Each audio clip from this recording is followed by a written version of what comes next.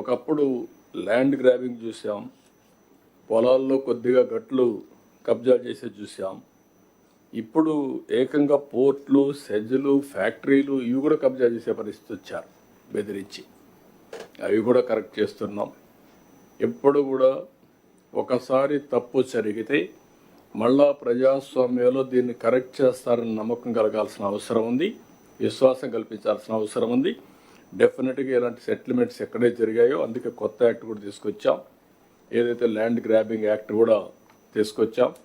చాలా ఏదైతే ల్యాండ్ కబ్జా చేస్తే ఎవరైతే కేసు పెడతామో వాళ్ళు ప్రూవ్ చేసుకోవాలి. ఒకప్పుడు అట్ట కాకుండా డిపార్ట్మెంట్ ప్రూవ్ చేసుకునే పరిస్థితి ఉంది. ఇప్పుడు యాక్ట్ కూడా పకడ్బందీగా వచ్చింది. దీనికి పర్ఫెక్ట్గా మీరు వర్కౌట్ చేయాల్సిన అవసరం ఉంది. అదే మరి మీరు ఇవన్నీ కూడా పాత వాసనలు ఇంకా హంట్ చేస్తున్నాయి. ఇంకా కూడా అక్కడక్కడ నేను కూడా ఎంత మ్యాక్సిమం ప్రయత్నం చేసినా ఒక డిసిసివ్గా ముందుకు పోయిన ఒక చీఫ్ మినిస్టర్గా అక్కడక్కడ ఇంకా నాకు కూడా తెలియకుండా కొన్ని చేసే పరిస్థితికి వస్తున్నారు. Direction is very clear. మీరు ఒకటే చెప్తున్నాను, ఒకవేళ అలాంటి వాళ్ళు ఉంటే మీరు కూడా అదే ఫర్మ్గా ఉంటే తప్ప, డిటర్మెంట్గా ఉంటే తప్ప టోటల్ సిచ్యువేషన్ కంట్రోల్ కాదు. ఇప్పటికి కూడా ఎనఫ్ టైం అయింది, 6 నెలలు అయింది. Year after words I don't want to spare any small event కూడా. అది కూడా మీరు గుర్తుపెట్టుకోవాల్సిన అవసరం ఉంది.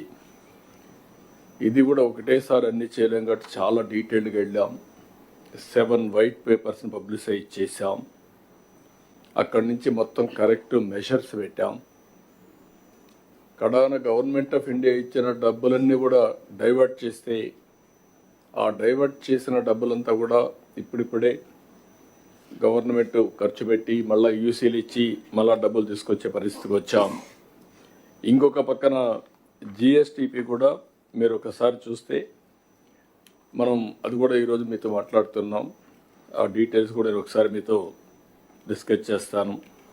ఇంకొక పక్కన ఒక 20 పాలసీలు తీసుకొచ్చాం. విజన్ 2047 డాక్యుమెంట్ తీసుకొచ్చాం. మీరు కూడా విజన్ తయారు చేశారు. జిల్లాలకు కానీ మండలాలకు కానీ మీరు కూడా తయారు చేశారు. ఇందులో ఇండస్ట్రియల్ డెవలప్మెంట్ పాలసీ తీసుకొచ్చాం, MSME policy, food processing policy, electronic policy, private park policy, clean energy policy, semi conductor policy, drone policy, data centre policy, smart policies, green energy, ఇవన్నీ కూడా తీసుకొచ్చాం. ఇవన్నీ కూడా 20-25 పాలసీలు, టూరిజం పాలసీ కూడా తీసుకొచ్చాం. అంటే పాలసీ డాక్యుమెంట్ ఇచ్చాం, అదే మాదిరిగా విజన్ డాక్యుమెంట్ ఇచ్చాం, ప్రాసెస్ ఏం చేయాలనో బ్రాడ్గా గైడ్లైన్ ఇచ్చాం, కర్మయోగి ద్వారా ట్రైనింగ్ కూడా ఏ విధంగా చేయాలి, ఆన్లైన్ ఆఫ్లైన్ ట్రైనింగ్ కూడా తీసుకొచ్చాం. ఈ పాలసీస్ వచ్చిన తర్వాత, ఇవన్నీ చేసిన తర్వాత ఒక 4 లక్షల కోట్ల రూపాయలు పెట్టుబడి పెట్టడానికి వచ్చారు. దీనివల్ల ఒక 4 లక్షల మందికి ఉద్యోగాలు వస్తాయి. మేము ఎలక్షన్ ముందు చెప్పాం 20 లక్షల మందికి ఉద్యోగాలు ఇచ్చే బాధ్యత తీసుకుంటున్నాం.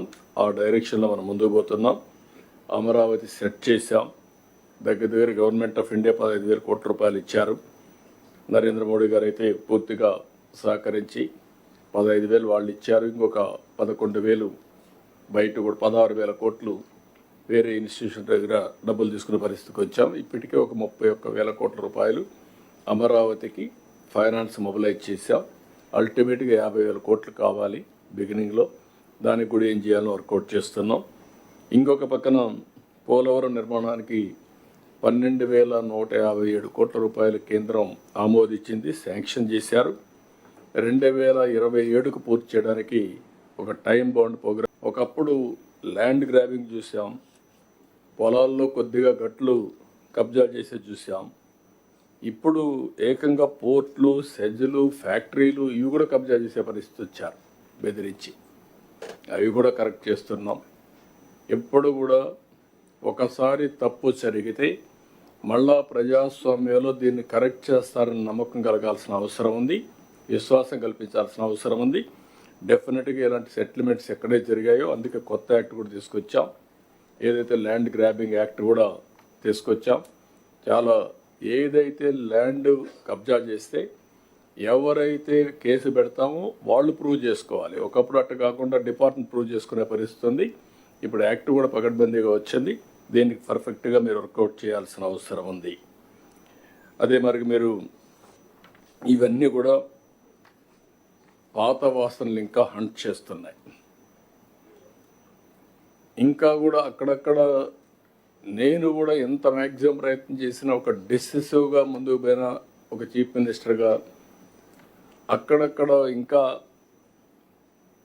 నాకు కూడా తెలియకుండా కొన్ని చేసే పరిస్థితికి వస్తున్నారు. Direction is very clear. మీరు ఒకటే చెప్తున్నాను, ఒకవేళ అలాంటి వాళ్ళు ఉంటే మీరు కూడా అదే ఫర్మ్గా ఉంటే తప్ప, డిటర్మెంట్గా ఉంటే తప్ప టోటల్ సిచ్యువేషన్ కంట్రోల్ కాదు. ఇప్పటికి కూడా ఎనఫ్ టైం అయింది, 6 నెలలు అయింది.